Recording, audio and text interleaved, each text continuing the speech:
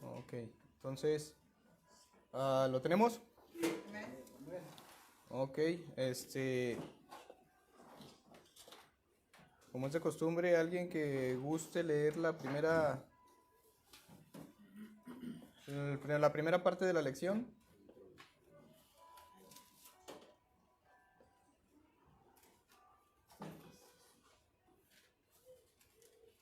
¿Alguien que lo guste leer? Una de las verdaderas verdades acerca de Dios que más nos infunde asombro y humildad es que Él es absolutamente libre de necesidad o dependencia.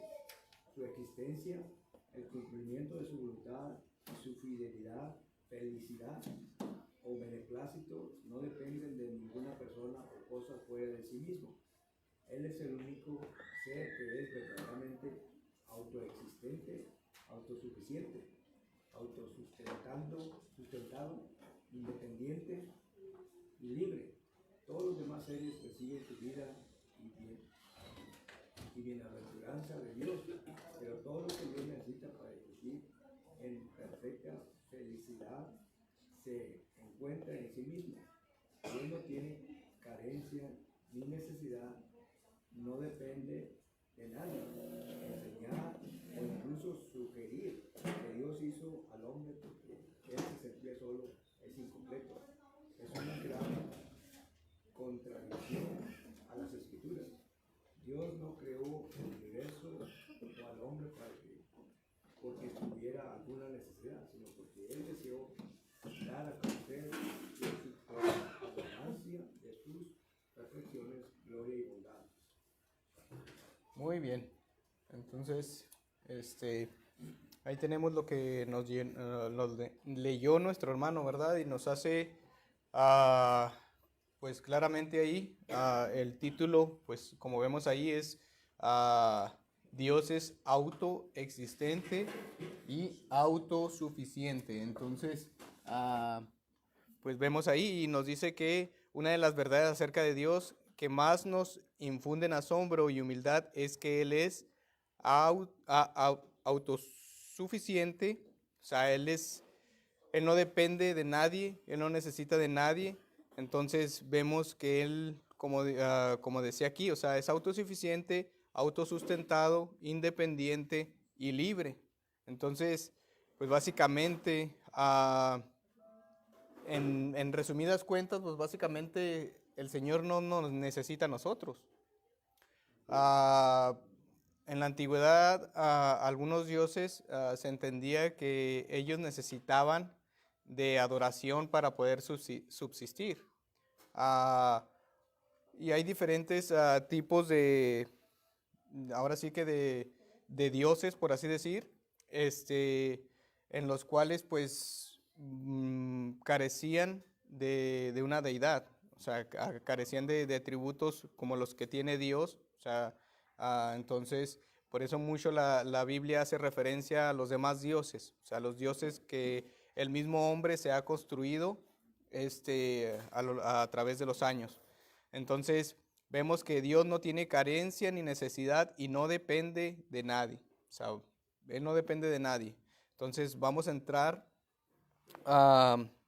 de lleno a lo que es la primera parte donde nos habla sobre esto. Dice, en las Escrituras, un hombre tiene gran significado o importancia porque a menudo revela algo acerca del carácter de quien lo lleva. Y es básicamente lo que estuvimos viendo en la lección pasada, si recuerdan. La lección pasada también tocamos Éxodo capítulo 3, versículo 14. Y también hablaba sobre este versículo. Y dice, Éxodo capítulo 3, versículo 14. Y dice, y respondió Dios a Moisés, yo soy el que soy, y dijo, así dirás a los hijos de Israel, yo soy, me envió a vosotros. Entonces, vemos que este nombre, aquí como nos dice la lección, este nombre demuestra que la existencia de Dios no fue causada ni depende de algo o de alguien fuera de sí mismo. Es la naturaleza de Dios existir y por eso Él siempre es. Sin ningún esfuerzo, Dios no tiene ninguna necesidad que deba satisfacer, vacío que deba ser llenado, ni propósito que requiera de la ayuda de otro. En 1 Corintios 15:10, el apóstol Pablo declaró algo que puede decirse de todos los hombres: por la gracia de Dios soy lo que soy. Solo Dios es capaz de declarar: yo soy el que soy, en virtud de sus propias perfecciones y poder. Entonces, como vemos, o sea, Dios en sí mismo tiene autoexistencia. Él no depende de nadie. Hay un predicador y batallo mucho para pronunciar el nombre, porque tiene un nombre medio complicado, pero él en uno de sus estudios que tenía, hablaba sobre Jesús en este mismo aspecto, que hay veces que hacemos ver a Jesús, como lo menciona aquí, necesitado, como si Jesús necesitara de nosotros o de que necesitara de que nosotros estemos rogándole a Él, en ese sentido, no, o sea, cuando dicen, no, es que Jesús quiere que tú vengas porque Él te necesita, y Dios, Jesús está clamando por ti, o sea, como si Él tuviera necesidad de que nosotros le rindiéramos pleitesía o alabanza a Él. El Señor tiene millares de ángeles que le rinden alabanza. Es un privilegio que el Señor nos haya permitido ser parte de Él. Pero hay veces que nosotros lo hacemos como que es que si yo no le alabo al Señor, o sea, no. El Señor nos ha permitido que domingo tras domingo le rindamos honra y gloria porque Él la merece. Pero muchas de las veces pensamos que yo soy importante en la escuela dominical, en la alabanza, en X, Y, ministerio, y pensamos que si yo no estoy ahí no se puede llevar. No, es que si yo no estoy ahí, las cosas no funcionan. O sea, ninguno de nosotros, o sea, gloria a Dios que cada uno tiene un trabajo que hacer, pero no somos indispensables para el Señor. O sea, el día que yo no esté aquí, va a llegar otro hermano y va a suplir este puesto. El día que no esté un hermano de la alabanza, va a llegar otro hermano y va a suplir el puesto. El día que no esté un diácono, va a llegar otro hermano y va a suplir el puesto. La obra es del Señor, no es de nosotros. Entonces, no pensemos que por nosotros o por causa de nosotros hay lo que hay en las cuestiones ministeriales. O sea, el Señor nos ha dado el privilegio, nos ha dado los dones para poder servir a su iglesia, porque es de Él, no es de nosotros. Entonces, nunca pensemos que el Señor tiene necesidad de nosotros, porque todo es de Él, y lo vamos a ver en unos versículos más adelante. Entonces,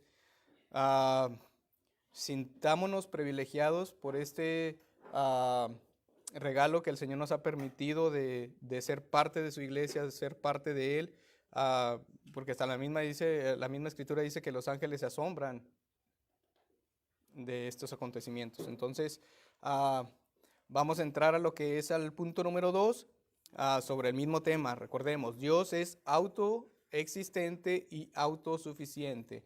Entonces, conforme a Salmos y Juan, vamos a ver qué nos enseñan los siguientes versículos sobre la autoexistencia o autosuficiencia de Dios y cómo tales atributos demuestran la grandeza de Dios. Entonces, vamos a Salmos 36, versículo 9. Dice así: Él les dará a conocer la obra de ellos y que prevalecieron sus rebeliones. Si es Salmos, sí, Salmos 36, versículo 9. Porque contigo está el manantial de la vida y en tu luz veremos la luz. Ok, Muy bien, dije, caray, dije, a lo mejor otra vez lo volví a apuntar mal, le digo, porque ayer, el domingo pasado, sí traje varios versículos equivocados, pero ok, entonces la hermana nos llegó, dice, porque contigo está el manantial de la vida, en tu luz veremos la luz. Él nos creó y sostiene todo aquello de lo que depende la vida, en lo espiritual, ok. Leía parte, lo puse pegado. Entonces dice, porque contigo está el manantial de la vida, en tu luz veremos la luz. Entonces vemos que Él creó y sostiene todo aquello de lo que depende la vida. En lo espiritual, Él es la única fuente y el salmista sabe que no hay ningún sustituto para la comunión con Dios. Entonces, vemos que, como aquí declara, o sea, Él es la fuente de vida en todo sentido, tanto material como espiritual. Porque Él mismo nos dio la vida, nos dio el aliento, pero también nos dio vida espiritual. ¿Por qué? Porque la Biblia declara que nosotros estábamos muertos. ¿En qué? En nuestros delitos y pecados. Entonces, así como Adán y Eva tuvieron una muerte espiritual, todos los que descienden de Adán, o sea, toda la humanidad, pues nacen con esta muerte espiritual. Y el único que provee vida es el Señor. Entonces, vemos en este salmo que Él nos demuestra cuán grande es en ese sentido. Muchas de las veces pedimos nosotros que el Señor nos revele un milagro, que nos dé un milagro, pero pues el Señor nos ha hecho con nosotros el mayor milagro, que de algo que estaba corrompido, el Señor lo transforme. Porque no es lo mismo crear algo desde cero a algo que ya está mal, por así decir. ¿Sí me explico? Entonces, el mayor milagro ya no lo ha dado el Señor y nos ha dado vida. Entonces, de igual forma, pensemos también en ese aspecto en el cual el Señor nos ha dado ese gran privilegio de ser partes de su familia. Proverbios 14:27 dice, el temor de Jehová es manantial de vida para apartarse de los lazos de la muerte. Entonces, este Proverbios también nos dice que el temor de Jehová es manantial de vida. Y Proverbios 14:27. Entonces, también hay otro, Jeremías, capítulo 2, versículo 13. Jeremías capítulo 2, versículo 13 nos dice, porque dos males ha hecho mi pueblo, me dejaron a mí fuente de agua viva y cavaron para sí cisternas rotas que no retienen agua. Entonces volvemos otra vez a ver que el Señor es fuente de vida, es manantial por el cual nosotros pues tenemos vida. El mismo Señor dijo que sin Él nada podemos hacer. Entonces, recordemos que el Señor nos ha dado vida y dado vida a todo lo que vemos. Todos los animales, dice que los pájaros, Él los sostiene. ¿Cuántos pájaros hay?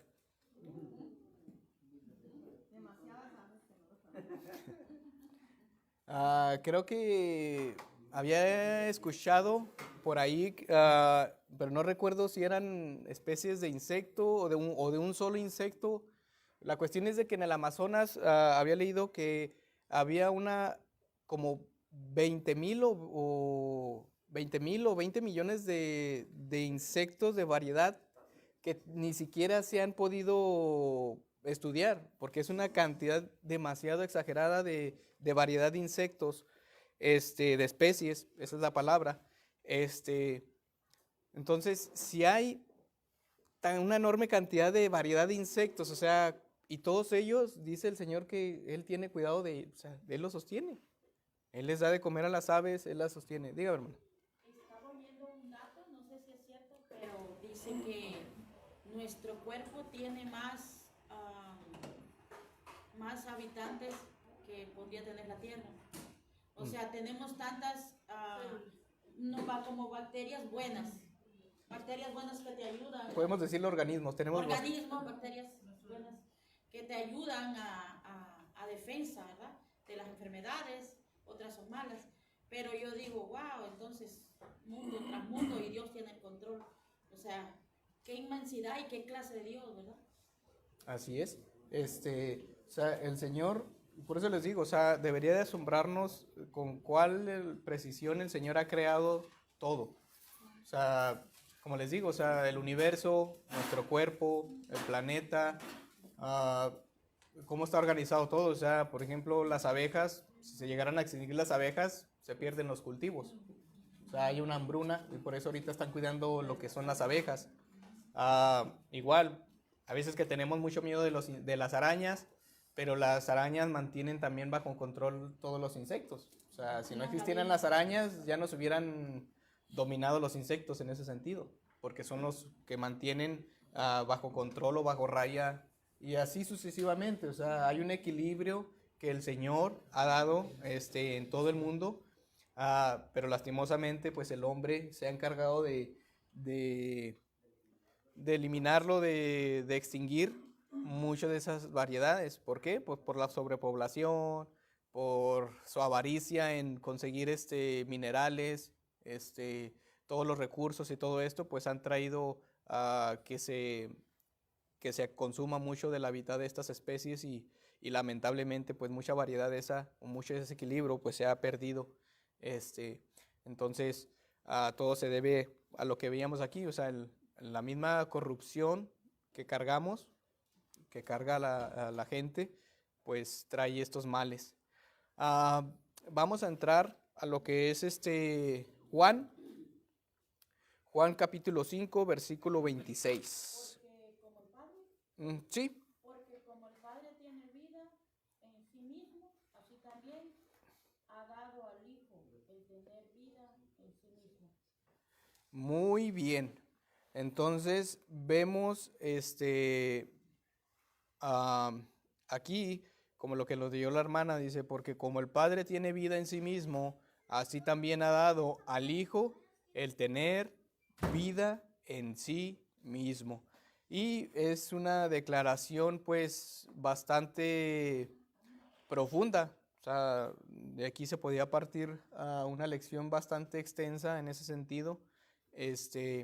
La clase pasada había hablado sobre este mismo tema, ¿no? Y Juan 5:26 pues nos hace ver esto de igual forma. Dios no depende de nada ni nadie.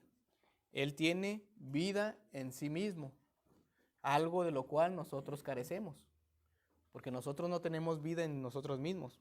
O sea, no es como la declaración que hizo a Jesús en el versículo siguiente, que dijo que, o sea, yo tengo vida, yo mi vida doy por ustedes y yo mismo vuelvo a tomar mi vida, porque era su vida, es de Él.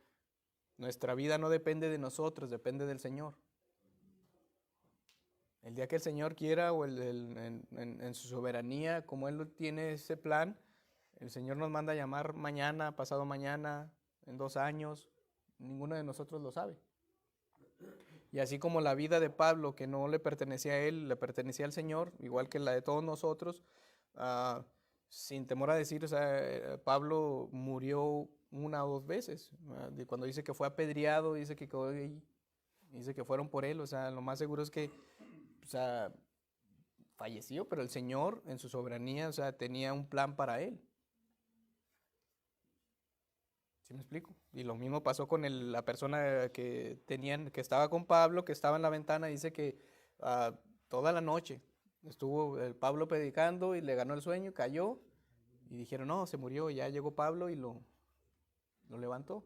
Entonces, el Señor, o sea, en su soberanía, tiene nuestras vidas en su mano.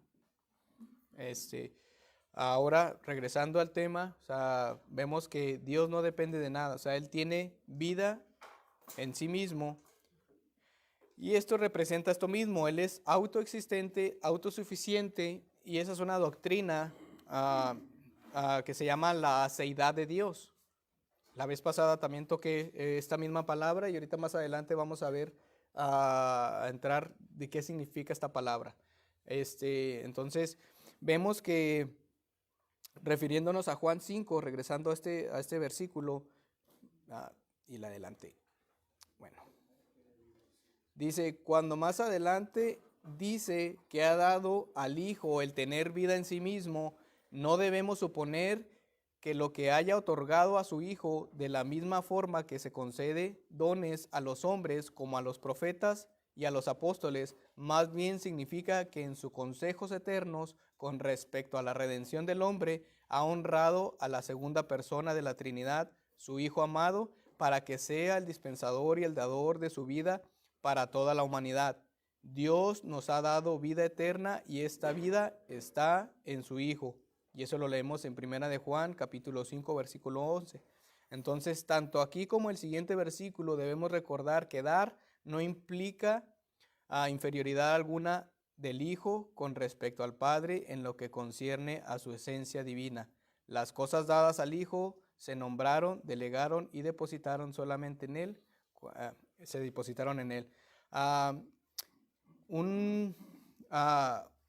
Por así decir, un comentario de Agustín de Hipona sobre este versículo dice, su vivir es suyo propio, no la toma de otro, no es ajeno, no es prestado, como el que participa de la vida, que no es otra cosa más que él mismo, sino que tiene vida en sí, y él es esa misma vida.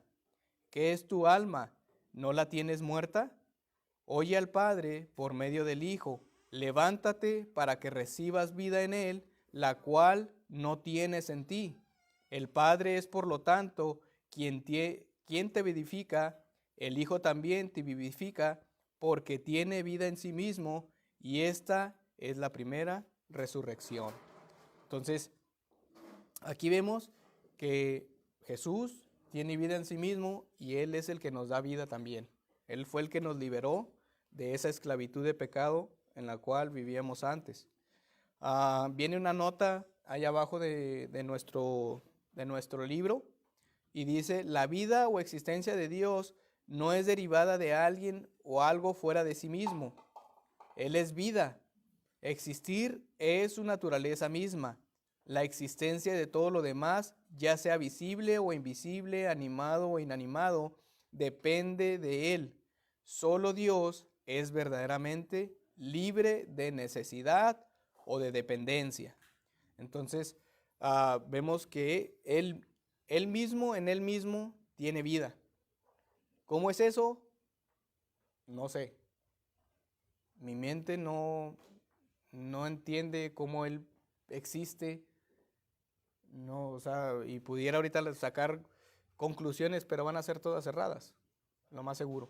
Entonces, son cosas que el Señor nos ha permitido conocer, que Él tiene vida en sí misma, pero pues muchas de las veces nuestra mente limitada no puede. Entonces vamos a entrar con la que es esta palabra seidad. ¿Y qué significa esta palabra seidad?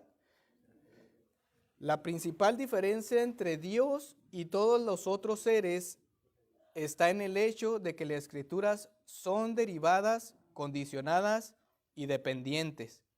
Vemos que Dios nos creó, lo cual significa que desde nuestro primer aliento dependemos de Él para nuestra propia existencia.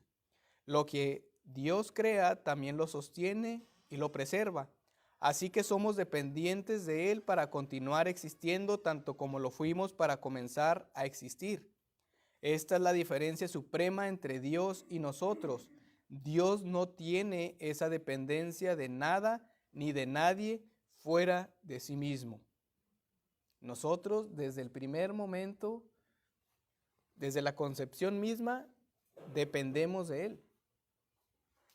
Dios no depende de nadie. Él no necesita de nadie. Dios tiene el poder de ser en sí, no lo obtiene de nadie más. Este atributo se conoce como la seidad de Dios. Proviene del latín asei, que significa de uno mismo. Entonces vemos que Dios tiene el poder de ser en sí. O sea, Él mismo es autosuficiente. En Él mismo hay poder. Toda la plenitud dice que habita en Él. La perfección, la justicia, la santidad, son atributos de Él mismo. Entonces, vemos este otro punto. Dice, Dios nunca nos ha necesitado para sobrevivir o para hacer, pero nosotros no podemos sobrevivir ni un instante sin el poder de su sostenimiento o de nuestro ser. Entonces vemos que Él nos sostiene. Él no necesita de nadie para subsistir o para existir. Dios tiene su ser Dios tiene su ser en y de sí mismo. Dios es eterno y es autoexistente. 5. Dice, la aceidad de Dios es lo que define la supremacía del Ser Supremo. Los seres humanos somos frágiles. Unos pocos días sin agua o unos pocos minutos sin oxígeno y moriremos. Del mismo modo, la vida humana es susceptible a toda clase de enfermedades que pueden destruirla. Pero Dios no. Dios no duerme, Dios no descansa, Dios no se enferma. Entonces, nosotros tenemos necesidad de todas esas cosas, de dormir, de descansar. Yo he oído a personas que dicen, hay que ayudarle a Dios. Y lastimosamente pasa.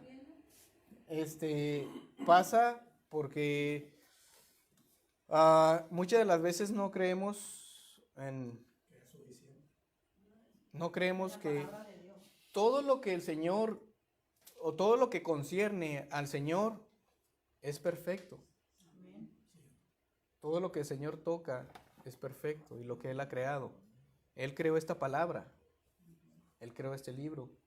Este libro es lo único que necesitamos para regirnos en nuestra vida, en la iglesia, en nuestro matrimonio, pero muchas de las veces ahí lo tenemos. Es lo último que tocas. Decía Charles Spurgeon que hay veces que las Biblias están tan empolvadas que podemos escribir aquí, léeme. Y lastimosamente, como el pueblo del Señor, los hebreos o Israel, las únicas veces que venimos corriendo al Señor es cuando ya estamos en los problemas. Mientras estamos bien, mientras tenemos prosperidad, felicidad, todo lo demás, ahí está el Señor ahí a un lado.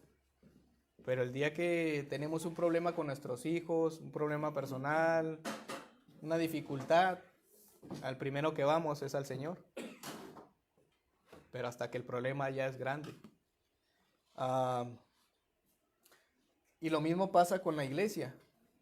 Muchas de las veces cuando empieza a disminuir la congregación, cuando no tenemos jóvenes, cuando cierta circunstancia pasa, por lo general, como dice el hermano, no, es que vamos a ayudarle al Señor, vamos a hacer un programa XY y vamos a traer a estas personas, vamos a traer un grupito y vamos a hacer aquí y allá, pero sin contar, sin el Señor.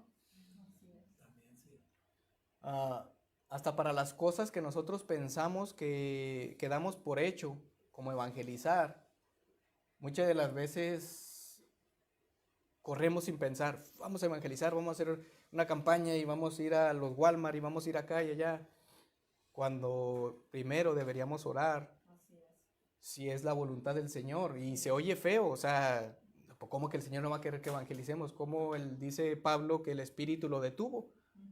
Es que yo quería ir para allá y lo que iba a hacer Pablo era bueno, pero dice, el Espíritu me detuvo, no me dejó. De la misma forma, depende del Señor. Que queremos evangelizar, bueno, vamos a ponernos en oración, toda la congregación va a orar y vamos a ver si es la voluntad del Señor que vayamos a X lugar, aquí a hacer esto. Pero muchas de las veces, como les digo, o sea, nos sentimos espirituales y no, vamos a ayudarle al Señor, vamos a hacer esto. Vamos a hacer este programa para que la gente venga.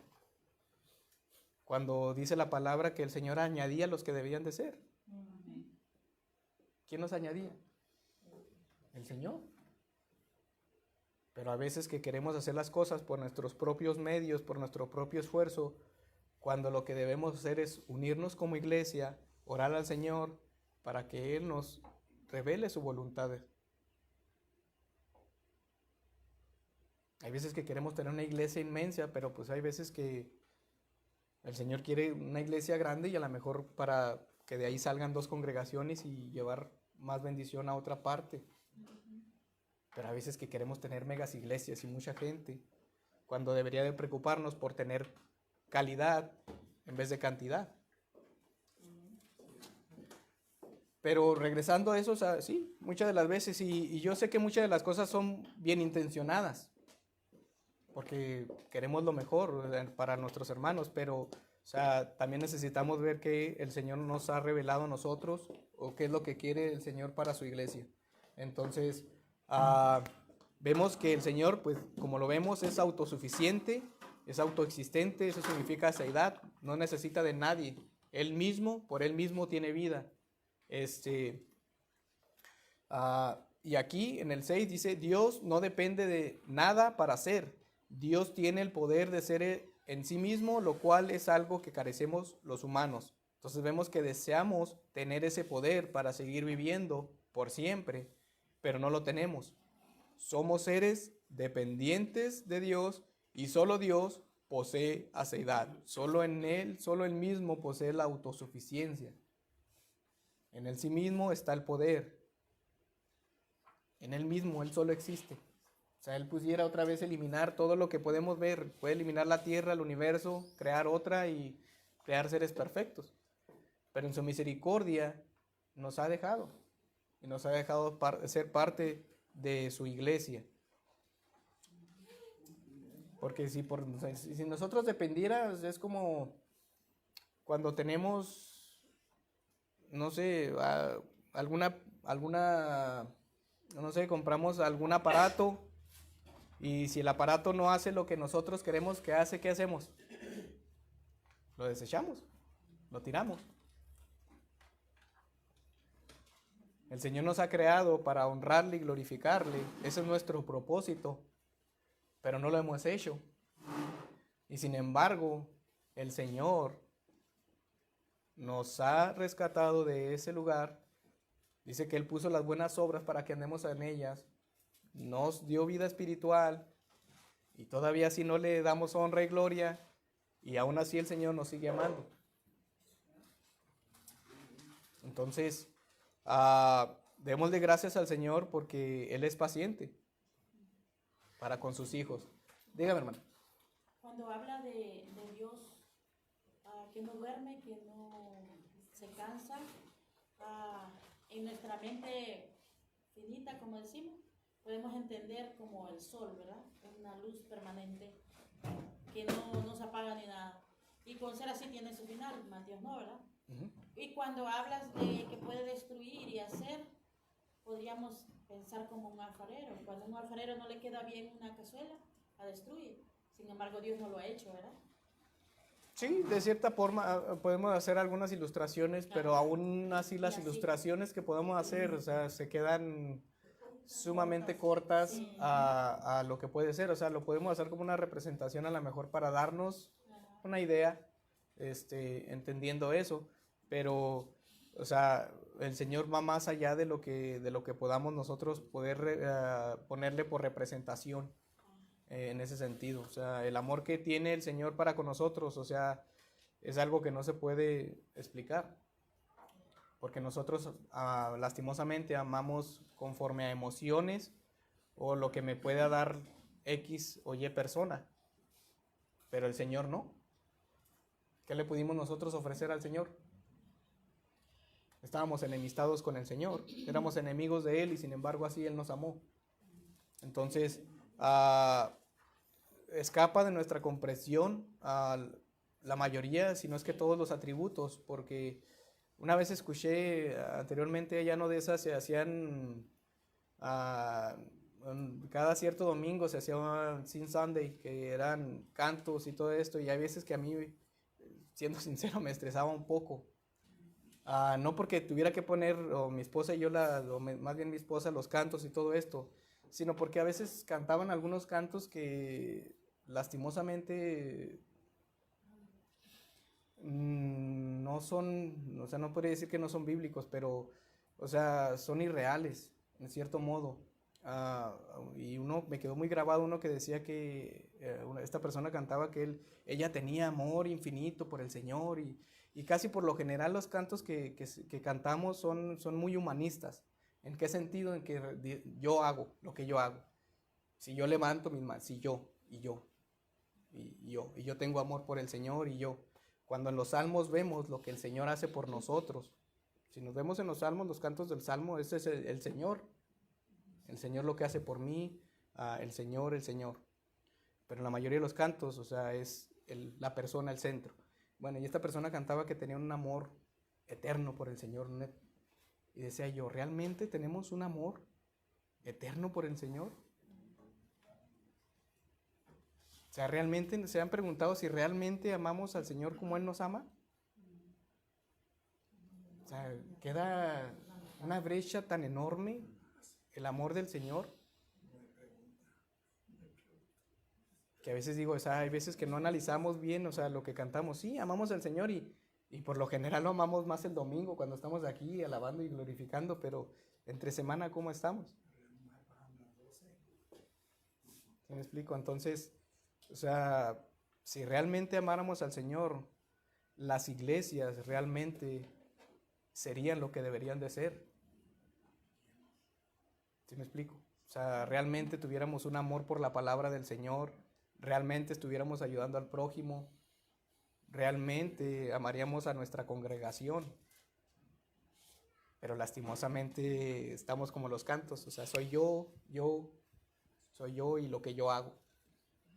Entonces, es bueno a veces examinar si realmente lo que cantamos se acopla, pues, o sea, porque como les digo, o sea, es bonito, suena bonito, yo tengo amor eterno por el Señor, sí, suena bonito, pero realmente, o sea, tenemos ese amor por el Señor, porque Él dice que nos amó hasta el extremo, y como les digo, o sea, éramos enemigos, tan así que nos amó que entregó a su Hijo. ¿Quiénes de ustedes entregarían a sus hijos por unos cuantos? Entonces, es bueno meditar a veces en el Señor.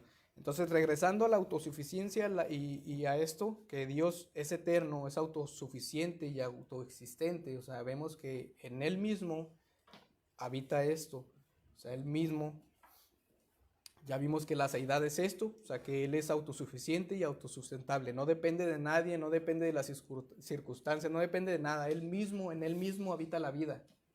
Entonces, en número 3, en el punto número 3, vemos que la autosuficiencia de Dios demuestra su infinita grandeza y su exaltada posición sobre su creación. Todas las cosas dependen de Él para su existencia misma, pero Él no depende de nadie. En Hechos capítulo 17, del versículo 22 al 31, encontramos el sermón del apóstol Pablo a los filisteos, epicúreos y estoicos en el Arápago. En los versículos 24 y 25 refuta sus puntos de vista idólatras haciendo 3 declaraciones muy importantes acerca del Dios vivo y verdadero. Entonces vamos a Hechos capítulo 17, versículo 22 al 31. 22. Del 22 al 31 dice, entonces Pablo, puesto en pie en medio del Areópago, dijo, varones atenienses, en todo observo que sois muy religiosos, porque pasando y mirando vuestros santuarios, hallé también un altar en el cual estaba esta inscripción, al Dios no conocido, al que vosotros adoráis, pues sin conocerle es a quien yo os anuncio, el Dios que hizo el mundo y todas las cosas que en él hay, siendo Señor del cielo y la tierra, no habita en templos hechos por manos humanas, ni es honrado por mano de hombres, como si necesitase de algo, pues Él es quien da a todos vida y aliento y todas las cosas. y de una sangre ha hecho todo el linaje de los hombres para que habiten sobre toda la faz de la tierra, y les ha prefijado el orden de los tiempos y los límites de su habitación, para que busquen a Dios si en alguna manera palpando pueden hallarle, aunque ciertamente no está lejos de cada uno de nosotros, porque en él vivimos y nos movemos y somos, como algunos de vuestros propios poetas también han dicho, porque linaje suyo somos. Siendo pues linaje de Dios, no debemos pensar que la divinidad sea semejante a oro o plata o piedra, escultura de arte y de imaginación de hombres. Pero Dios, habiendo pasado por alto los tiempos de esta ignorancia, ahora manda a todos los hombres en todo lugar que se arrepientan, porque cuanto ha establecido un día en el cual juzgará al mundo con justicia por aquel varón a quien designó, dando fe a todos con haberle levantado de los muertos. Entonces, vemos aquí en este texto que el Señor ha creado todo, que no es como esta imitación de dioses de oro, plata, barro, que lastimosamente, pues, como ese, o sea, podemos decir que estas imágenes sí son dependientes, porque necesitan que uno las cargue, necesita que una persona las cree.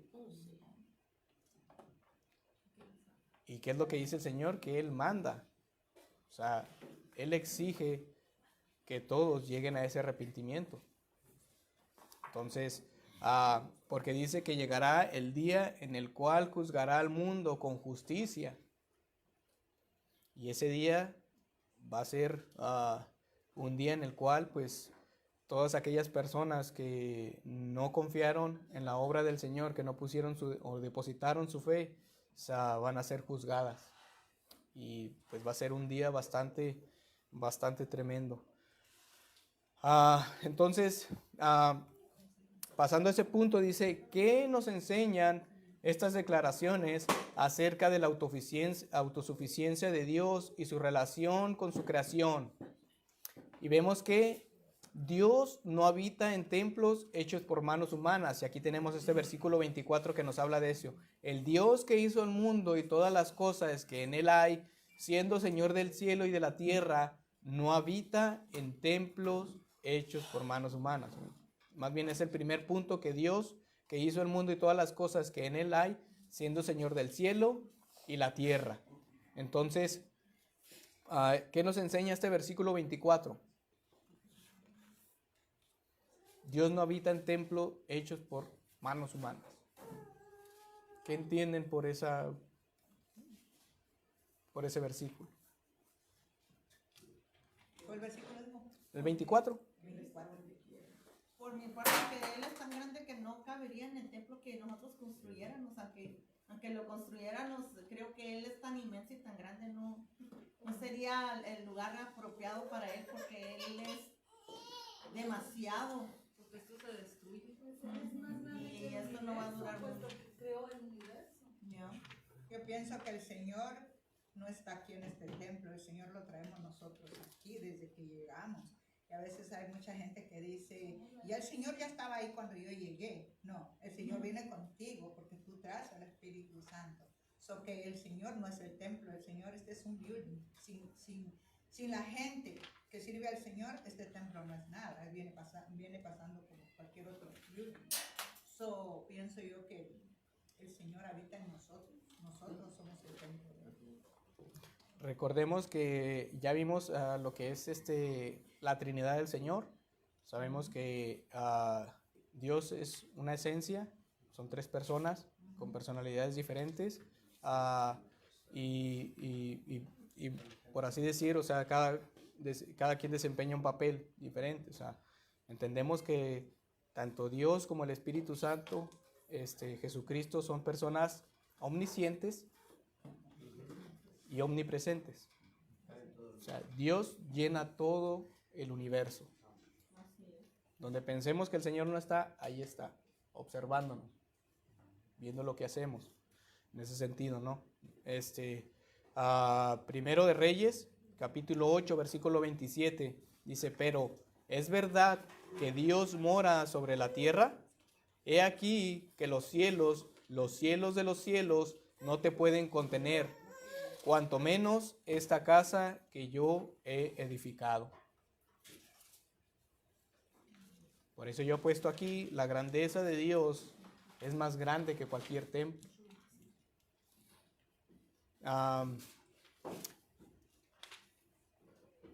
Hechos, capítulo 7, versículo 48 al 50, dice, si bien el Altísimo no habita en templos hechos de mano, como dice el profeta, el cielo es mi trono y la tierra el estrado de mis pies, ¿qué casa me edificaréis? Dice el Señor, ¿o cuál es el lugar de mi reposo? ¿No hizo mi mano todas estas cosas? Por consiguiente, en el versículo 25,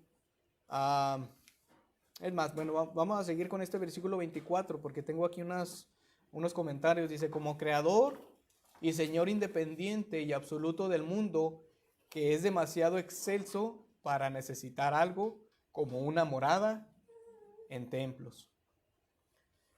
Este es un comentario de Tertuliano que nos dice, este es el Dios único, intenta decir Pablo, de que la nada llamó a la existencia al mundo, con toda la variedad de sus elementos, cuerpos y espíritus, por la palabra que transmitió su mandato, por la sabiduría con que dispuso todas las cosas y por el poder omnipotente que lo permitió hacer todas las cosas. Básicamente Dios creó todo. La tierra, las piedras, con lo cual construimos estos edificios. Se movió. Dice otro comentario que tengo de Agustín. San Agustín nos dice, Dios solo puede habitar en sí mismo, donde estaba antes de hacer el mundo. Él mismo es su templo. Sin embargo, se ha construido para sí tantos templos como corazones vivos que le aman. En ellos quiere habitar, ser conocido y adorado. Haz tu trabajo dentro de ti. Y si deseas encontrar algún lugar alto y santo, entrégate inmediatamente a Dios como su templo. Si deseas orar en un templo, ora en ti mismo, porque el templo de Dios es santo y usted es ese templo. Un comentario de Agustín de aquellos tiempos. Y nuestra nota sobre este versículo nos dice que en Isaías 66, del 1 al 2, Dios declara, el cielo es mi trono y la tierra estrado de mis pies, lo que leía de aquel. Donde está la casa que me habréis edificar y donde el lugar de mi reposo, mi mano hizo todas estas cosas y así todas estas cosas fueron. En Primero de Reyes, capítulo 8, versículo 27, Salomón oró, pero es verdad que Dios mora sobre la tierra, y aquí todos los cielos de los cielos no te pueden contener, cuanto menos esta casa que yo he edificado. Y de hecho son los mismos versículos, que casi por lo general no veo las notas y nomás agarro las notas. Entonces vemos que eran los mismos versículos que traje yo al principio. Y entonces como último, Dios no es honrado por manos de hombres, que es el versículo 25. Y aquí pues puse eso mismo, cualquier edificación que podamos crear no traerá honra a Dios. O sea, por más excelso que esté el templo, o sea, ¿de qué le sirve al Señor tener un templo majestuoso si al final de cuentas fue lo mismo que pasó con el templo de Salomón? Era un templo que no nos... Dígame, hermano. ¿Qué es lo que no entiendo yo que dice que la tierra es el estrado de... Le mentiría si le pudiera dar una respuesta ahorita, pero me imaginar, o sea, esta suposición mía que es como para reposar los pies. Según yo. Es que hay tres cielos, ¿no? La tierra y algo así, y Dios está en el cielo y sus pies. Es como para dar un ejemplo la grandeza de Él. Es como para dar un ejemplo, me imagino, la grandeza de Él. Sí, pero la hermana se refiere a lo que significa la palabra estrado. ¿Es el escalón? Oh, bueno, y de hecho estaba bastante equivocado, por eso a veces que la pienso para dar respuestas, porque cuando no la sé, por lo general siempre estoy equivocado. Dice que estrado es un sitio de honor, algo elevado. eh, Dice que es un salón de actos. Otro dice que es una tarima cubierta con alfombra sobre la cual se pone el trono real o la mesa. O sea, básicamente que el trono del Señor está sobre la tierra, por así decir. O sea, de una manera un poquito más entendible. Ahorita pudiera sacar una comparación en otra Biblia más actualizada, pero te perdería un poquito el tiempo. Entonces, pues estrado es eso, un escalón, un peldaño. O sea, básicamente podríamos decir que también es el altar, por así decir. O sea, es algo... La tierra, si usted no la toca, esto es inmundo, es sucio. Pues no que no la toque, sino que Él está, de hecho Él está presente.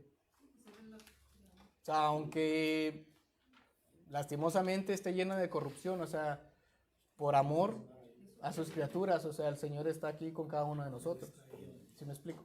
Entonces, a final de cuentas, Él está ahorita en este momento. Él nos está escuchando. ¿Sí me explico? Entonces, él lo llena todo, Él lo habita todo. No hay rincón ni espacio en el cual el Señor no esté.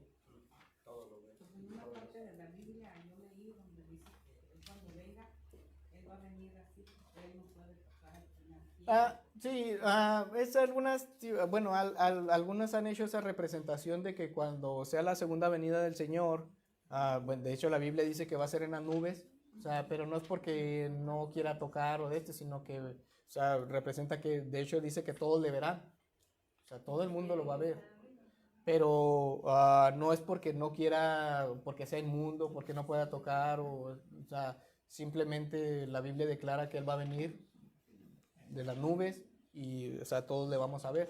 Pero hay veces que, como le digo, o sea, hay veces que queremos hacer más, agregarle más al pasaje para que sea más vistoso, para sacar alguna anécdota o algo. Y entonces empezamos a agregar cosas que la Biblia no, pues no nos dice. ¿Sí me explico? Sí, no están.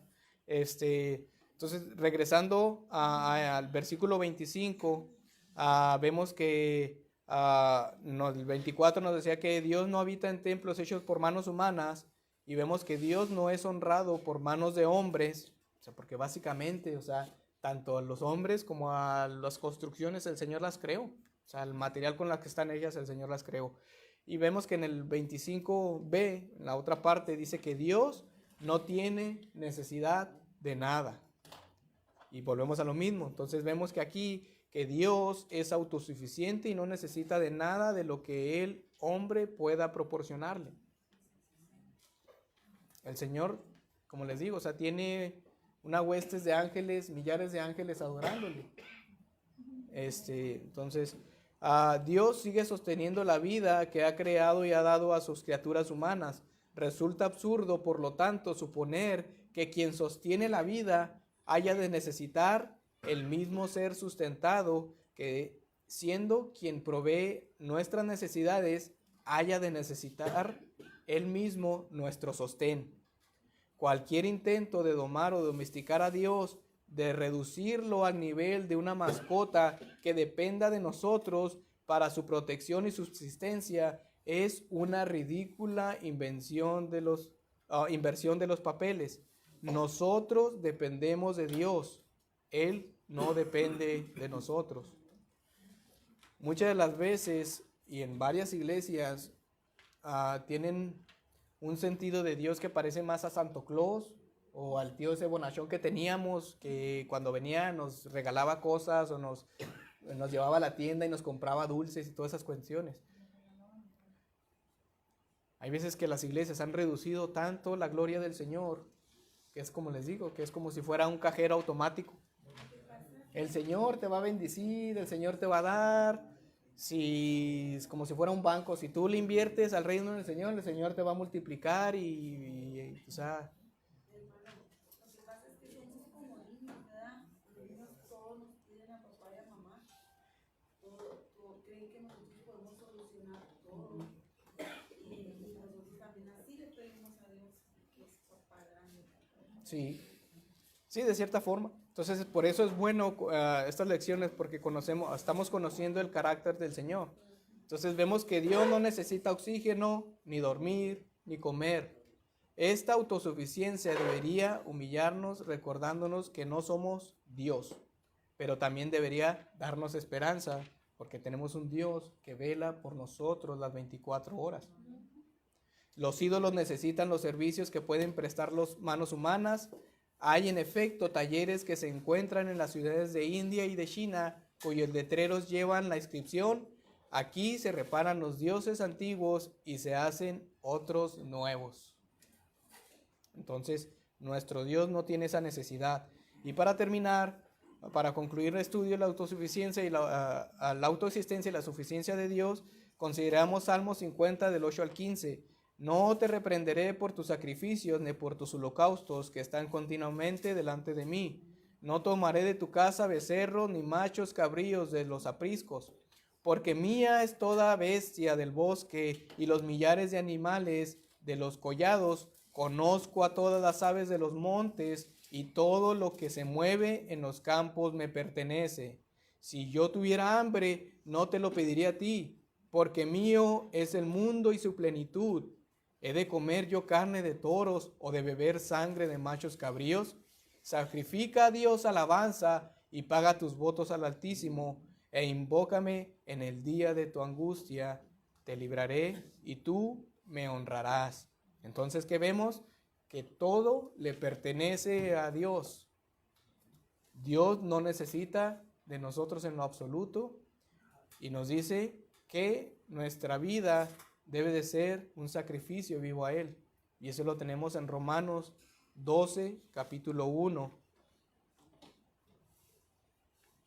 que nos dice: así que, hermanos, os ruego por la misericordia de Dios que presentéis vuestro cuerpo en sacrificio vivo, santo, agradable a Dios, que sea vuestro culto racional. Entonces, con eso terminamos, hermanos, de esta lección donde nos enseña que Dios es autoexistente, es autosuficiente, no necesita de nadie ni de nada para subsistir, porque Él mismo y en Él mismo hay vida. Entonces, gracias, hermanos, y pasemos al santuario.